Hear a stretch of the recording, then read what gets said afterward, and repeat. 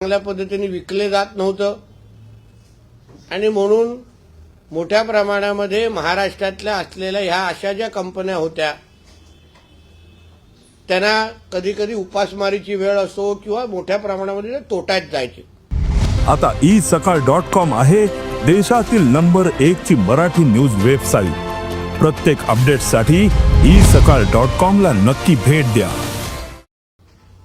आमच्या ह्या एका परिपत्रकामुळे आता महाराष्ट्रातल्या असलेल्या ह्या ज्या मत्स्य खाद्य सप्लाय करणाऱ्या ज्या कंपन्या आहेत, जे उद्योग आहेत, त्यांना मोठ्या प्रमाणामध्ये दालनं उघडे होतील। खऱ्या अर्थाने त्यांना ताकद उभी राहील। ज्यांना कोणाला मत्स्य खाद्य घ्यायचं आहे त्यांचं पहिलं प्राधान्य ह्या महाराष्ट्राच्या कंपन्या असतील आणि म्हणून ह्या पद्धतीच्या परिपत्रकामुळे एका बाजूला आमच्या स्थानिक मत्स्य खाद्य उत्पादन करणाऱ्या कंपन्यांचा फायदा होणारच, रोजगाराचाही मोठ्या प्रमाणामध्ये फायदा होईल। कारण का त्यामुळे आता महाराष्ट्रातले मोठ्या प्रमाणात अशा कंपन्या निर्माण होण्याची सुरुवात होईल, त्यांना चालना भेटेल। त्यानिमित्ताने महाराष्ट्रातल्या तरुण तरुणींना नोकऱ्या भेटतील आणि आपल्या महाराष्ट्रामध्ये अशा ह्या बाहेरच्या कंपन्याची जी एक मोठी लॉबी होती, त्या लॉबीमुळे स्थानिक लोकांना न्याय भेटायचं नाही। महाराष्ट्रातल्या त्याही गोष्टी आता ह्या निमित्ताने बंद पडतील, त्याला म्हणजे नियंत्रण आणलं जाईल आणि ह्या एका परिपत्रकामुळे मोठ्या प्रमाणामध्ये आपल्या मच्छीमार बांधवांना फायदाही होईल आणि त्यांच्या उत्पादनामध्ये फरकही होईल। अशा पद्धतीचं परिपत्रक आमच्या मत्स्य खात्याने जे काढलं होतं त्या आपल्या माध्यमातून महाराष्ट्राच्या जनतेपर्यंत ही माहिती जावी या दृष्टिकोनातून आजचा ही पत्रकार परिषद मी बोलवलेली होती। हे जे एक परिपत्रक आहे त्याची एक कॉपी आपल्या सगळ्यांना मी द्यायला सांगेन। या संबंधित असलेले काही प्रश्न असतील तर विचारा। बंदी घातलेली नाही, पण काय असायचं की मोठ्या प्रमाणामध्ये त्यांचा एक नेक्सस आमच्या महाराष्ट्रामध्ये चालायचं। आता आम्ही प्राधान्यक्रमच ठरवलंय की ह्याच कंपन्यांकडून तुम्ही घ्यायचं आणि त्याच्यामुळे सरकारची बॅकिंग आता आमच्या महाराष्ट्रातल्या कंपन्यांच्या मागे उभी राहिल्या असल्यामुळे माझा विश्वास आहे की मोठ्या प्रमाणामध्ये आमच्या कंपन्यांवर विश्वास वाढेल। कंपन्यात आमच्याच मंत्रालयाचे काही झारित्र्य शुक्राचार्य त्याला आपण म्हणू, ते अशा काही बाहेरच्या कंपन्यांना मदत करायची त्यांच्या लॉब्या चालवण्यासाठी। या एका परिपत्रकामुळे ती सगळी नाटकं बंद होतील, पारदर्शकता निर्माण होईल आणि महाराष्ट्रातल्या कंपन्यांना प्राधान्य भेटेल।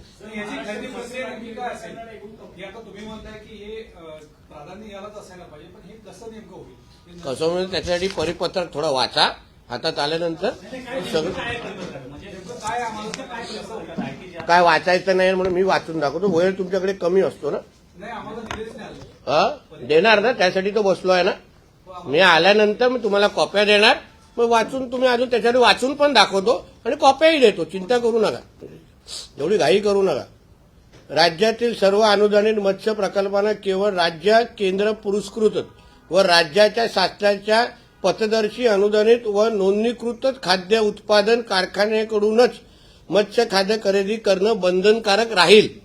एक, मत्स्य खाद्य ISI BS हे जे काही स्टँडर्ड आहेत, food safety and standard authority of इंडियाचे प्रमाणित असावे। त्याचे प्रतिचिन्ह, आदर्श पाण्याचे प्रमाण आणि हे विविध मत्स्य खाद्याचे पॅकिंगवर उत्पादन तारीख व कालबाह्य तारीख स्पष्ट नमूद असावी। काय असायचे ह्याच्यामध्ये मोठ्या प्रमाणामध्ये ब्लॅक मार्केटिंग पण असायचं, का कधी भेसळ होणं, चुकीचं प्रोडक्ट वाटणं आणि म्हणून जे आहे ते आमच्या कधी कधी मच्छीमारांकडे वाटलं जायचं। आता आम्ही काय केलं, त्याच्यामध्ये सुसूत्रता आणलेली आहे, थोडे पारदर्शकता आणलेली आहे आणि ह्या क्वालिटी चेक ज्याला आपण म्हणतो त्याही दृष्टिकोनातून काळजी घ्यावी, हेही ह्या परिपत्रकामध्ये त्याचा उल्लेख आहे। मत्स्य खाद्याच्या पुरवठ्याच्या अधिकृत पावती किंवा कर बिल पुरवठाधारकाने देणं आवश्यक आहे. पुरवठा करताना खाद्य कोरड्या व स्वच्छ वाहतूक साधनातूनच आणावे. हवाबंद व सुरक्षित पार्किंग असावे. पुरवठाधारकाची जीएसटी नोंद असणे आवश्यक आहे. मत्स्य खाद्य खरेदी केलेल्या मत्स्य शेतकऱ्यांची नोंद ठेवणे आवश्यक आहे आणि मत्स्य खाद्य पुरवठा केल्याचे तपशील संबंधित जिल्ह्यात सादर करावे. याच्याने काय होतं, बरेपैकी आपण नेमकं कोणाकडून घेतोय ह्याची थोडी पारदर्शकता त्या निमित्ताने निर्माण होते. आता ह्या कधी कधी ज्या बाहेरच्या कंपन्या जे काय प्रोडक्ट वाटायचे त्यांना नेमकं त्या प्रोडक्टवर त्याची क्वालिटी काय हे काय ते पण आमच्या मच्छीमारांना कधी कधी माहिती मिळायची नाही, अशी माहिती आमच्याकडे मिळाली. म्हणून त्या सगळ्या गोष्टी आम्ही ह्या परिपत्रकाच्या निमित्ताने आम्ही दूर केलेल्या आहेत. उत्पादन खाद्याच्या गुणवत्तेबाबत शेतकऱ्यांच्या तक्रारी आल्यास तात्काळ दखल घ्यावी. शासन व पर्यावरणपूर्वक मत्स्य खाद्याचं उत्पादनात प्रोत्साहन द्यावं. म्हणजे एकंदरीत या परिपत्रकाच्या निमित्ताने थोडं सुसूत्रता आणलेली आहे. क्वालिटी हे जरा प्राधान्य आम्ही दिलेले आहे आणि ह्या सगळ्यामुळे जे काय ब्लॅक मार्केटिंग तुम्ही त्याला म्हणा किंवा भेसळ करण्याचा प्रयत्न मोठ्या प्रमाणावर बंद होईल आणि स्थानिक लोकांना प्राधान्य मिळेल. या परिपत्रकानंतर जर बाहेरच्या राज्यातून अशा प्रकारचं मत्स्य खाद्य आलं तर कशा प्रकारची आमचं लक्ष राहील त्या गोष्टीवर. कशा प्रकारची अशी काही कारवाईपेक्षा अशा हे काढल्यानंतर पण अगर कोणी त्या निमित्ताने अगर वा परिपत्रक आलं म्हणजे आता अधिकृत झालेलं आहे, त्यानंतर असं कोणीतरी नियमबाह्य गोष्टी करायला सुरुवात केली तर कारवाई करण्याचे आमच्याकडे फाईन मारण्याचे आहेत, विविध केसेस टाकण्याच्या प्रक्रिया आहेत. आम्ही त्या गोष्टी करू. थोडं शिस्त ज्याला आपण म्हणतो ना, शिस्त थोडा आणण्याचा आमचा प्रयत्न आहे. वर्षानुवर्ष तसं हे नेक्सस तयार झालेलं आहे असं आम्हा लोकांना तरी आढळलं. तर हे तोडण्याचा प्रकार आम्ही ह्या निमित्ताने करतोय. साहेब, एकूण हे मत्स्य खताची काही अंदाजित उलाढाल किती होते याचा काय आकडा आहे? पूर्ण एक अंदाजित आकडा पूर्ण मत्स्य खात्याची आता माझ्याकडे ती माहिती नाही, मी देऊ शकतो आता माहिती. बघा प्रमाण आमच्याकडे रजिस्टर एक 10-12 कंपन्या आहेत. कोल्हापूर, पुणा, नागपूर, विदर्भाच्या काही कंपन्या आहेत. त्या सगळ्या कंपन्यांशी बोलल्यानंतर थोडा आम्हा लोकांना त्यांच्यामध्ये नाराजगी दिसली की बाबा आमच्याकडे असतं पण आता त्यांनी आमच्या पण खात्यातले काही जे सडके आंबे आहेत त्यांच्याबद्दल थोडे उल्लेख केला की बाबा हे ह्या लोकांना मदत करतात, हे ह्या लॉबीला चालवतात. आता त्याला अगं थोडा आम्हाला स्वच्छ करायचं असेल तर थोडा स्वच्छ भारत मोहीम थोडा आमच्या खात्यात चालवण्याची गरज होती, ती आम्ही थोडी जरा चावी फिरवली. मत्स्य विभागामध्ये आपण अनेक वेळेला अनेक नवे प्रयोग करतोय. या परिपत्रकामुळे या लॉबीला लगाम बसेल. नक्की. आणि 10 ते 12 कंपन्या होत्या तर आता या कंपन्या जिल्हानिहाय वाढताना पाहायला मिळतील. नक्की. कारण का एक लक्षात घ्या, जेव्हा आम्ही कुठली लॉबी सक्रिय असं म्हणतो तेव्हा कुठल्याही लॉबीला सक्रिय होत असताना आतमधला सपोर्ट निश्चित पद्धतीने मिळतो. याच्यामुळे जो आतमधले आमचे काही धारीतील सुकृतारी अधिकारी आहेत किंवा जे काही सडके आंबे त्यांना म्हणा त्यांनाही आळा बसेल. कारण का त्यांची नावं आमच्याकडे आहेत.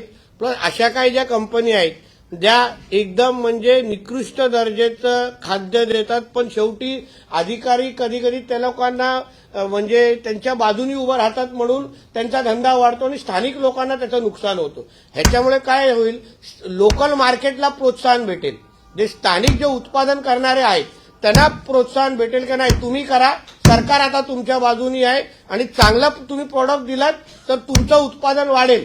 अशा पद्धतीच्या ह्या परिपत्रकाचा इमिजिएट इफेक्ट तुम्हाला मार्केटमध्ये दिसणार. आपलं खातं हे सेंट्रलशी अनेक गोष्टी जोडल्या गेलेल्या असतात. अधिकारी वर्ग अनेक वेळेला आपल्या खात्यासंदर्भात सेंट्रलच्या गोष्टी दाखवत असतात कंपन्यांसंदर्भात. तर हे जे काही अधिकारी आहेत त्या अधिकाऱ्यांची नावं तुम्हाला समोर आलेली आहेत तर या अधिकाऱ्यांवरती येणाऱ्या काळात कारवाई करताना पाहिजे. आता बदल्यांमध्ये थोडं त्याची तुम्ही थोडी झलक दाखवलेली आहे. काही लोक वर्षानुवर्षे एकीकडेच बसलेले होते, त्यांना थोडं जरा हलवून दुसरीकडे टाकलेलं आहे.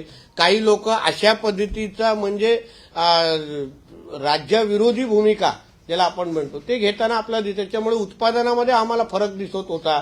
त्या लोकांना थोडा आम्ही लोकांनी आमच्या पद्धतीने शासन देण्याचा प्रयत्न केलेला आहे. प्रयत्न एवढंच आहे की ह्या मत्स्य खात्यामध्ये पारदर्शकता यावी, लोक आमचं उत्पादन वाढावं, स्थानिक उत्पादकांना खऱ्या अर्थाने वाव मिळावी, ताकद मिळावी, या दृष्टिकोनातून हे आमचे प्रयत्न चालू आहेत. देवेंद्र फडणवीस यांनी मेक इन महाराष्ट्राची जी कन्सेप्ट आणलेली होती ती तुम्ही डेव्हलप करताय मात्र प्राइस मॅच याच्यामध्ये करता येणार आहे का की ते महाग करू शकतं? बघा, एक चांगला प्रश्न तुम्ही विचार. शेवटी बघा, हे स्पर्धेचं युग आहे. स्पर्धेच्या युगामध्ये आमच्या महाराष्ट्रातल्या कंपन्यांना अगर उतरायचं असेल तर त्यांनी स्पर्धात्मक पद्धतीने हे जे काय आंध्र प्रदेशच्या कंपन्या असो, वेस्ट बेंगॉलच्या कंपन्या, त्यांच्यावर स्पर्धात्मक पद्धतीने उतरवण्याची तयारी असली पाहिजे. मग त्यांची कदाचित क्वालिटी कमी असेल पण त्याचा प्राइस पण कमी असतो या बाहेरच्या कंपन्यांचा. मग आपल्या कंपन्यांना अगर त्याच पद्धतीने अगर उतरायचं असेल तर त्यांनी क्वालिटी पण चांगली द्यावी आणि प्राइसवर पण त्यांनी नियंत्रण आणण्याची गरज आहे. म्हणून ह्या दोन्ही विषयावर अगर आमच्या राज्यातले जे मत्स्य खाद्य उत्पादन करणाऱ्या कंपन्यांनी विचार केला तर आम्ही सरकार म्हणून आता आम्ही पहिलं पाऊल टाकलेलं आहे. आता 4 पावलं त्यांनी टाकावी. मुख्यमंत्र्यांच्या दिल्ली दौऱ्यानंतर संजय राऊतांनी आज प्रेसमध्ये असं म्हटलंय की 4 लोकांची नावं जाहीर केली आहेत. 4 मंत्र्यांची. एवढे वाईट दिवस आले आमच्या पत्रकार बंधूंचे की सामनातून बातम्या तयार करायला लागतायत. एवढे वाईट दिवस आलेत. अहो, ज्यांना संजय राजाराम राऊत गेल्या कित्येक वर्षापासून बोलतायत की पहिलं आमच्या शिंदे साहेबांच्या सरकारच्या किती तारखा आल्या, कुठलंही खरं ठरलं नाही.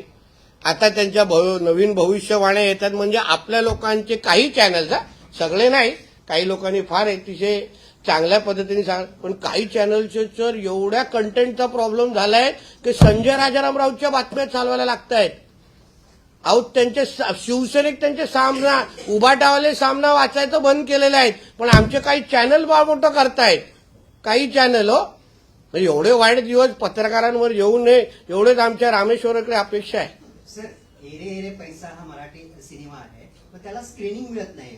एका हिंदी चित्रपटासाठी मराठी चित्रपटाला स्क्रीनिंग मिळत नाही. त्यामुळे मुंबईत पुन्हा एकदा मराठी विरुद्ध हिंदी अशी तक्रार अगर आली तर सरकारमध्ये आम्ही लोक बसलेलो आहे, त्याच्या डिस्ट्रीब्युटरशी आम्ही मदत करू ना त्यांना. तुमच्याकडे बातम्या देण्यापेक्षा सरकारमध्ये बसलेल्या आमच्या लोकांशी अगर संपर्क केला ना, आम्ही मदत करायला तयार आहे.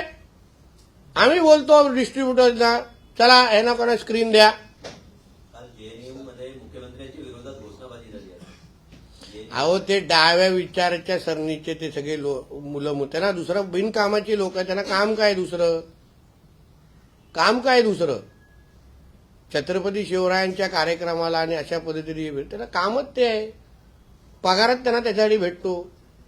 सर, पंतप्रधान नरेंद्र मोदींनी आज एकंदरीत जेवढा कार्यकाळ पूर्ण केलेला आहे त्यामध्ये इंदिरा गांधींना आता त्यांनी मागे टाकलेलं आहे आणि नेहरूंपर्यंत ते पोहोचलेले आहेत. त्यावेळी चर्चा सुरू झालेली आहे. कशा प्रकारे बघता या कार्यकाळात? बघा, आदरणीय पंतप्रधानांनी असंख्य आता वर्ल्ड रेकॉर्ड तोडत ते पुढे चाललेले आहेत. म्हणजे जागतिक विक्रम ज्याला आपण म्हणतो.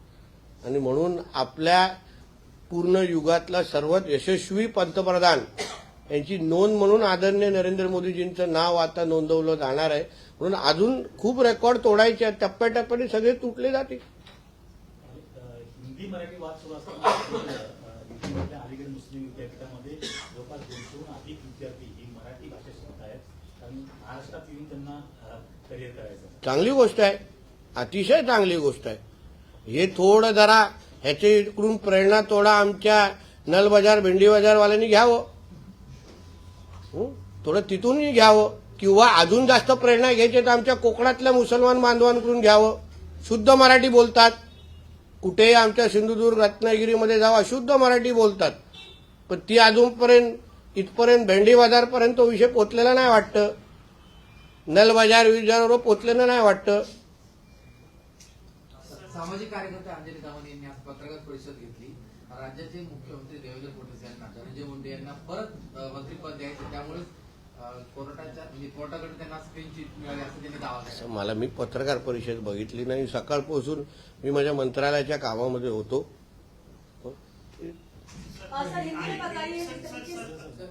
काल एक दिल्लीमध्ये बैठक झाली, मोहन भागवत यांनी एक बैठक घेतली, त्यावरून सुद्धा टीका संजय राऊतांनी तुमच्यावरती केलेली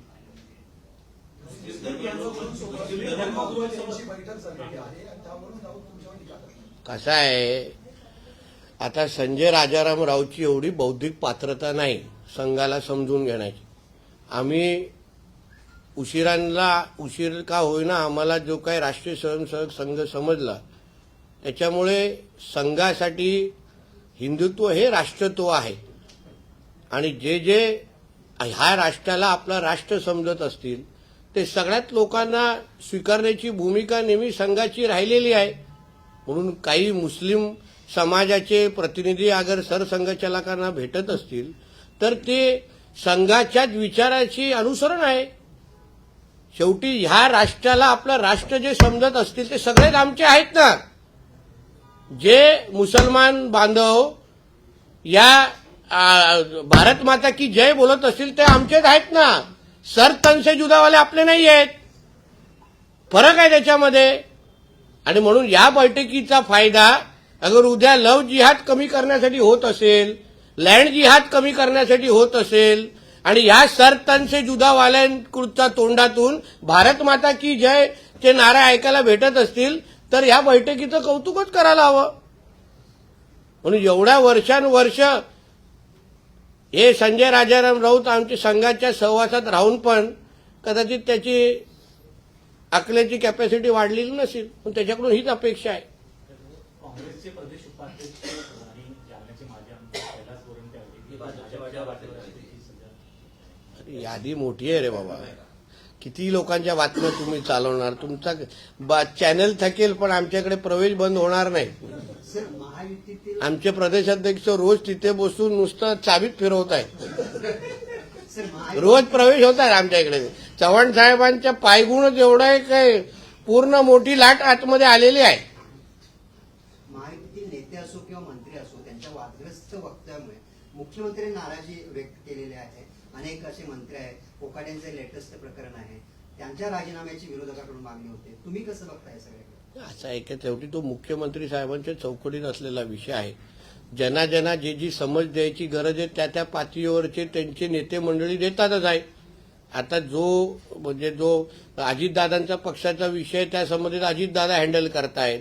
जो शिंदे साहेबांचा विषय तो शिंदे साहेब हँडल करतायत. आणि म्हणून मुख्यमंत्री हे राज्याचे प्रमुख असल्यामुळे ते आपल्या आपल्या पद्धतीने आपली भूमिका ह्या दोन्ही मित्र पक्षांना त्यांनी कळवलेलं आहे. महायुती म्हणून इमेजला तडा जात नाही असं वाटत नाही. म्हणून तर बघा ना असे परिपत्रक काढतोय ना.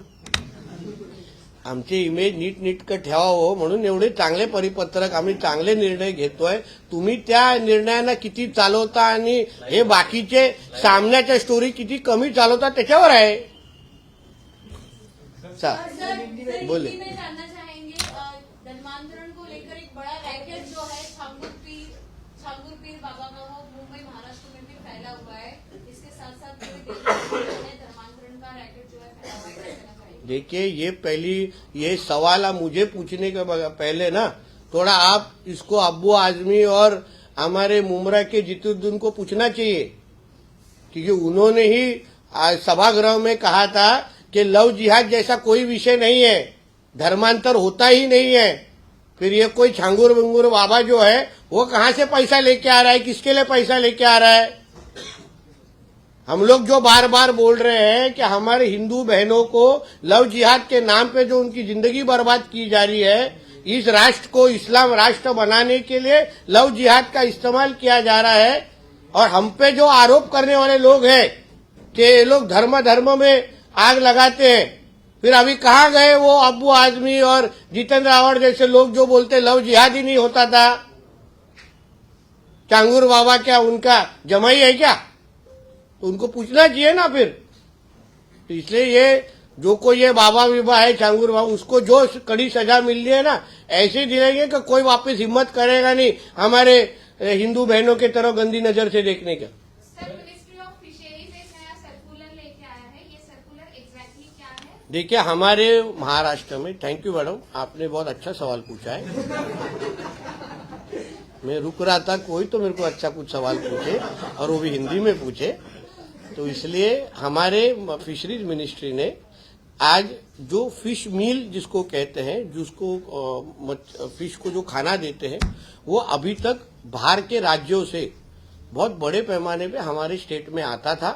हमारे इस परिपत्रक के वजह से सर्कुलर के वजह से हमारे महाराष्ट्र के जो फिश मील के जो कंपनीज है उसको अभी हम लोग ने प्रेफरेंस देना चालू कर दिया है. हम लोग ने उनको ताकत देना चालू किया है. हमारे इस सर्कुलर के वजह से पहला प्रेफरेंस उनको दिया जाएगा.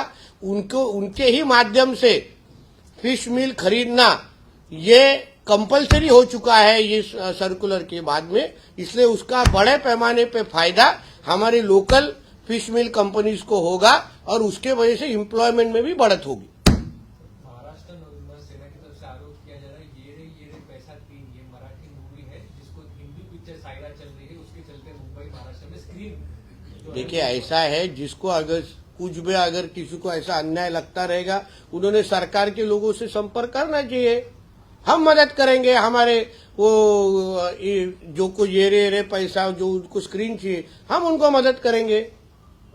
इसके लिए इतना कुछ सोचने का जरूरत है ना, हम लोग सरकार में बैठे हैं ना, हम लोग मदद करेंगे ना, हम भी मराठी है, हम क्या पाकिस्तान से आए नहीं है। लेकिन सर ये सवाल उठता है कि जाएगा मराठी के लिए सरकार इतना प्रमोट कर रही बावजूद उसके स्क्रीन ना देना, डिस्ट्रीब्यूटर स्क्रीन मांगते हैं फिर मराठी फिल्म को ना मिलना। देखिए ये क्या अभी नया मुद्दा नहीं है, नया मुद्दा नहीं है।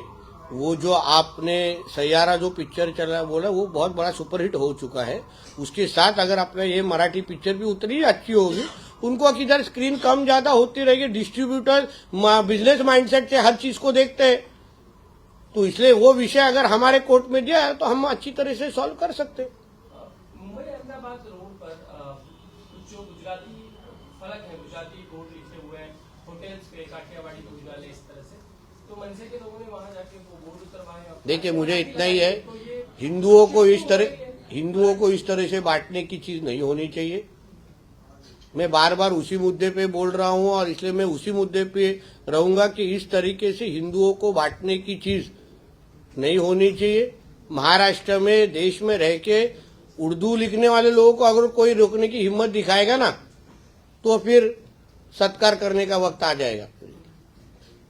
इसलिए हिंदुओं को बांट के अगर कोई अपना कॉलर टाइट करता रहेगा ना तो उसको कोई बड़ी बात नहीं मानूंगा, वो अपने हिंदुत्व के खिलाफ की बात है।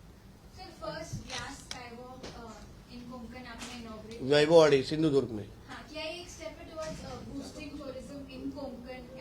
डेफिनेटली ऐसे बहुत सारे प्रकल्प हम लोग हमारे सिंधुदुर्ग कोकण में लेके आ रहे हैं। ये फर्स्ट ग्लास ब्रिज या स्काईवॉक जो हमारे महाराष्ट्र में पहला है और हमारे देश में तीसरा है, और भी 2 राज्यों में है, मगर हमारे महाराष्ट्र में पहला है जो हमारे वैभववाड़ी सिंधुदुर्ग में अभी लोगों के लिए शुरू हो चुका है। आपको सबको इनवाइट करूंगा, आप जरूर उस पे जाइए एक टाइम पे, मगर 25 जन ही जाइए, मतलब उसके लिए मेरे को अलग प्रेस कॉन्फ्रेन्स लेनी पडेल। हो, त्याच्यामध्ये शेर्पे, नापणे आणि नादवणे हे तिन्ही गावासाठी त्या तिन्ही गावाच्या ग्रामपंचायतींनी एकत्र येऊन तो ब्रिज तयार केलेला आहे आणि म्हणून बोलायचं असेल तर या तिन्ही गावांचं नाव आपण एकत्र घ्यायलाच लागतं, नाहीतर आमच्यासारख्या लोकप्रतिनिधींना फार अडचण होईल।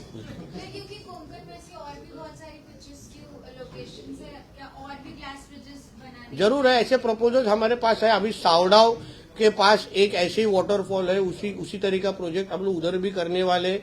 ऐसे अलग अलग टाइप के प्रोजेक्ट जिसके वजह से आप सब भी हमारे कोकण में आ सकेंगे, उस टूरिज्म हमारे कोकण में बढ़ेगा।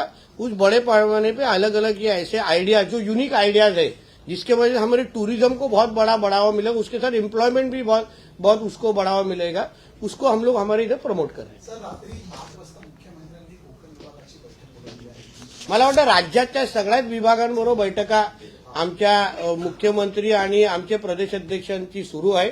या आज कोकणाची पाळी आहे आणि म्हणून कोकणामध्ये आमच्या भारतीय जनता पक्ष येणाऱ्या स्थानिक स्वराज्य संस्थेमध्ये नेमकं आमची काय भूमिका असणार, आमची संघटनात्मक बांधणी किती आहे, काय आहे, या सगळ्याची माहिती आमचे दोन्ही हेडमास्टर आमच्याकडून घेतील। ठीक है। यूनिवर्सिटी में अगर मराठी पढ़ा लोग पढ़ रहे हैं तो बड़ी बात है, जबकि महाराष्ट्र में मराठी को लेकर विवाद है, जो लोग मना कर रहे हैं, तो कुछ सीखना चाहिए अलीगढ़ में जो लोग मराठी। जरूर सीखना चाहिए। उल्टा मैं तो बोलता हूँ अलीगढ़ से लेके भेंडी बाजार, अलीगढ़ से लेके नल बाजार और अलीगढ़ से लेके बहरामपाड़ा, सब जगह में मराठी सीखना जल्दी शुरू करना चाहिए। और अलीगढ़ ही क्यों, हमारे कोकण, हमारे सिंधुदुर्ग, रत्नागिरी के भी मुसलमान बांधवों को अगर उधर एरिया में घुमाएंगे ना तो बहुत अच्छा मराठी बोलते हैं वो, तो उनसे भी थोड़ा सीखना चाहिए ताकि आगे कभी कभी जाके कभी ना कभी तो आजान भी मराठी हमको सुनने को मिलेगी। पब्लिक प्लेसेस पे भी मराठी भाषा को लेकर लोगों को प्रताड़ित किया जा रहा है, उनको जबरदस्ती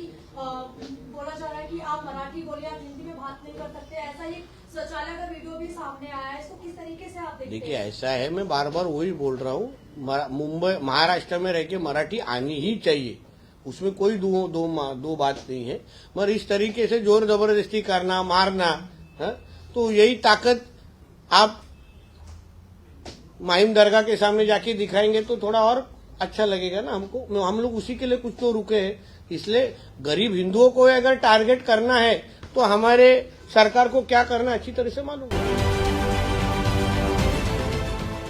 देश विदेशातील प्रत्येक घडामोडींचे लाईव्ह अपडेट मिळवण्यासाठी आता साम टीव्हीच्या सर्व सोशल मीडिया प्लॅटफॉर्मला लाईक, फॉलो आणि सबस्क्राईब करा। तसंच सर्व नोटिफिकेशनसाठी बेल आयकॉन प्रेस करायला विसरू नका।